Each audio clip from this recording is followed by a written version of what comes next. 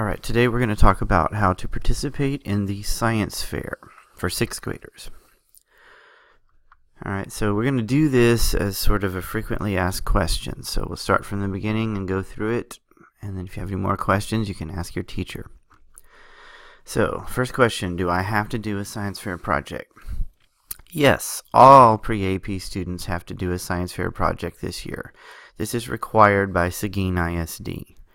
Okay, if you're not in pre-AP, you don't have to do one, but we're going to do one in class together, and you can do it one separately on your own if you wish. But all pre-AP students are required. This comes down from the district. Okay, so when's it due? Your science fair project and the presentation are due on December 1st, 2016. Okay, so you've got about a month to work on that, including the week that you have off for Thanksgiving holiday. So that should give you plenty of time to work on it. Okay. Do I have to make a display board? No, you don't. You're going to use Google Drive to create a presentation for your project. Okay. The reason we do this is it's much simpler to use Google Drive to make a presentation. We've been doing this for several years now with 6th graders, and it works out great. It's easy to create. It's easy for the judges to judge it, and it really has been successful for us. All right. Now, if you get picked, if you're a winner at the science fair at the school, and you get to go to the district science fair, then you will create a display board. But don't even worry about that right now. You have to get through this one first, and this one's just a presentation, okay? And students, you already know how to do this because we've been using presentations in class for several assignments, including our summary of science that we've been doing. So it's that simple. You log into Google Classroom like you already know how to do, and you create a presentation, and we'll have a template for you to use for it. Okay.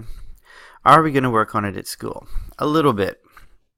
We'll work on the presentation at school, and we'll start doing the presentation at school. But you have to do the investigation part of it at home. Okay, so whatever the thing is that you're going to test in your investigation, you have to do that at home.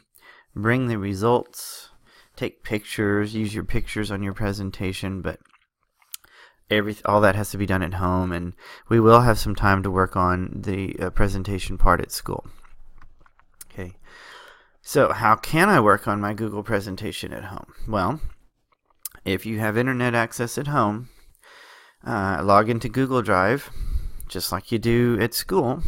Go to drive.google.com, and then you use your school login, which is your username at student.seguin.k12.tx.us, and then use your school password, which is your school ID number. You don't have to be at school to do that.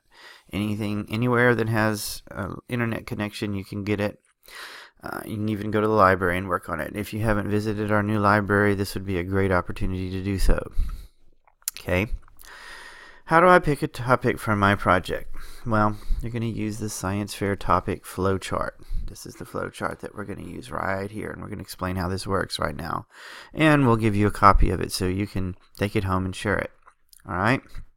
So, first on the flowchart is to pick a topic. So, pick something that you are interested in, and then you're going to follow the flowchart. All right, so we're going to give you some time at school to do some research and pick topics, and we'll go. We'll start that after we're finished with this video. Okay. Now the next thing you need to figure out is your topic measurable? So is the topic you pick something that you can actually measure? For example, you have to be able to measure something, to do multiple tests, to do the scientific method for this project. Okay, so one thing that I hear students all the time when we talk about science fair, they say, "Ooh, I want to do a volcano. I want to build a volcano." All right. Well, volcanoes are a lot of fun, and I'm guessing you're talking about a baking soda and vinegar volcano.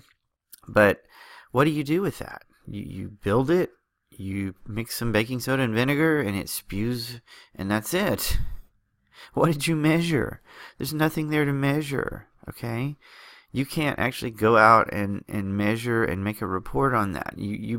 It's basically like a demonstration. That's not a scientific investigation. So I don't even want to hear volcano. All right, that's not something that you can measure.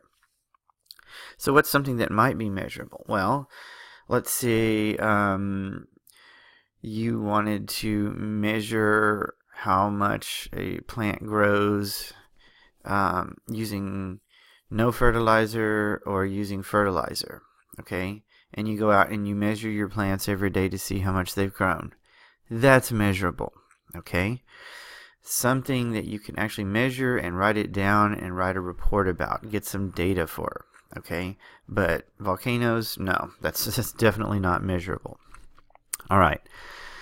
Next thing, let's suppose you pick something that is measurable. Will your family let you do it? All right.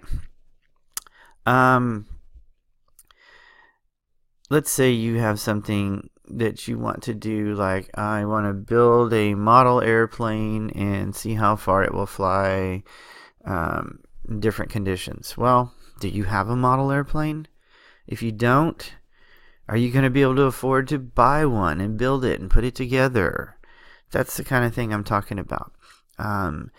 Is it something that your parents don't have time to help you go get or buy or do that your family has to be able to help you with your project?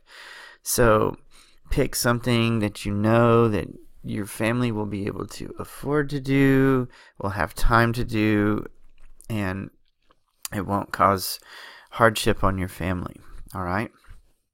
So that's what we mean by will your family let you do it. If the topic you pick is something your family can't do, start over, pick a different topic. All right? Can you get all the materials you need? Okay, you'll need to get the materials you need and have time to do the investigation before December 1st. All right? Let's say you pick a great topic, but you have to order something and it's going to take a couple of weeks to get here. Well, that's not going to give you much time to get it done, okay? So, or what if it's something you want to do, some kind of measure, some kind of chemical reaction, and the chemical you need, you have to order it. That's going to take time. The project that you pick, or topic that you pick, needs to be something that you have time to get everything you need and get it done by December 1st.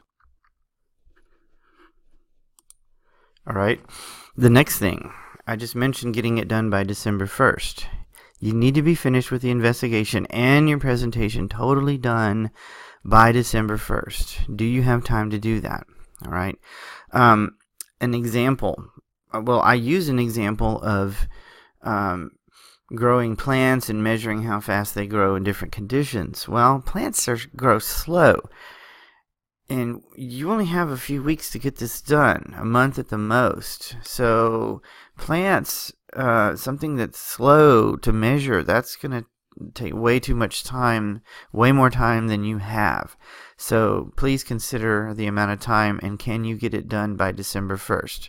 Pick something that you can just probably go out and do rather quickly instead of something that you have to wait and wait and wait on.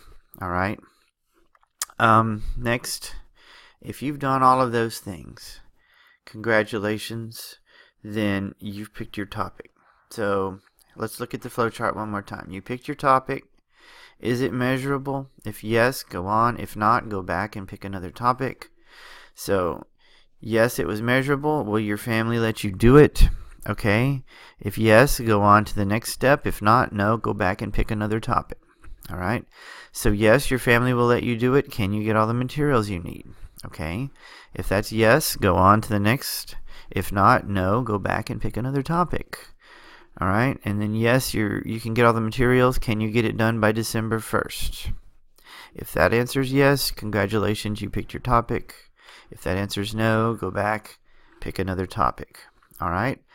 I know that you may have some ideas that don't exactly fit in with all these, but that's why we have this flowchart for you, so that you can pick something that will be a good presentation and it will work well and it's easy for you to conduct the investigation, because we want everybody to be successful and do well at the science fair. So, congratulations, you've picked your topic.